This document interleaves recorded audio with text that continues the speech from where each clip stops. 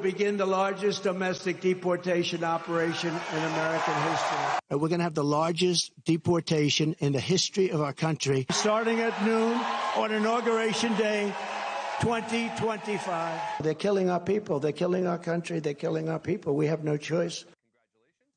All right, so that, of course, part of Donald Trump's main pitch to voters this go around on day one, January 20th, 2025.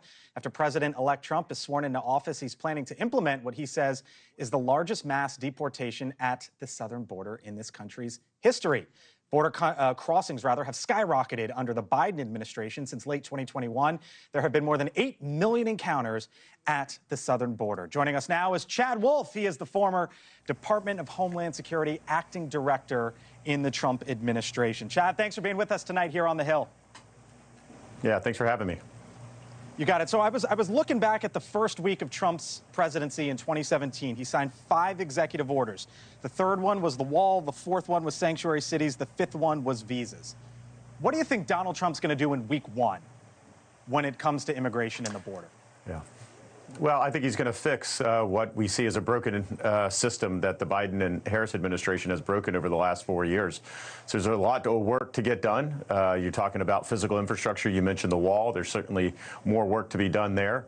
But you also have got to start to institute a system that holds people accountable, that starts to remove individuals. So there's a lot of work in that first week, in that first month, that I'm sure the president and his team are going to get to work on. The executive orders? I know that there's been a lot of work, a lot of discussion about a lot of that. So, yeah, I think that there is an initial plan probably that they're working from. But it's not overly difficult, right? A lot of us over the last 4 years have been speaking about these solutions. They're on the America First Policy Institute website, things that could be done today using executive order that I know I've heard the president talk about as well. So these aren't, really secretive plans. These are things that Republicans and conservatives have been advocating for some time. What do mass deportations look like, Chad?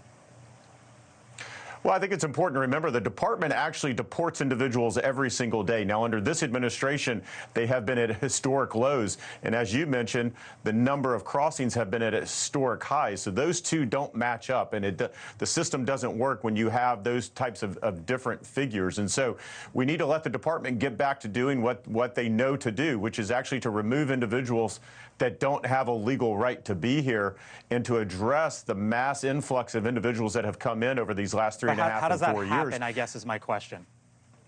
Sure. You target individuals, you remove dangerous criminals, you have to prioritize. And ICE enforcement removal officers do this. They're able to do this each and every day. Now, they just haven't been able to do it under the Biden administration. We did it under the Trump first term, and my guess is they will continue to do this. And so you use DHS resources, but you use other resources as well. When we talk about the border, Chad, obviously and unfortunately, part of the story is fentanyl.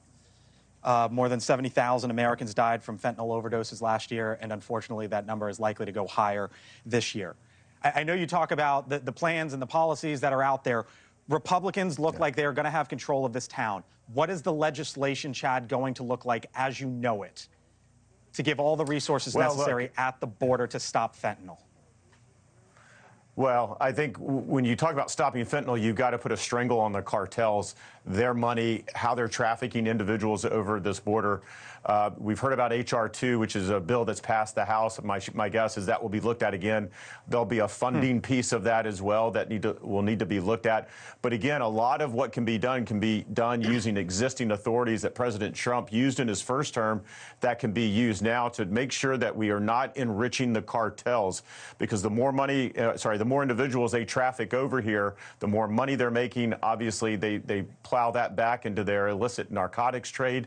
And so you've got to strangle the cartels. You've got to lean on the government of Mexico, which I'm sure the new administration will do. So there's a variety of different things that can be done to get not only at the human trafficking, but also the fentanyl issue. Chad, as I mentioned to our audience, you were the acting director at the Department of Homeland Security. You have a real sense of what the next Trump administration could look like. DHS oversees the United States Secret Service.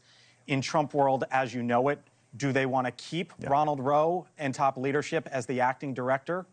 Or does Donald Trump likely start over and fire folks at the top of the Secret Service? Well, again, I certainly don't talk for his campaign and haven't had any discussions. No, I know, but you have a opinion, sense of where this is going. Yeah.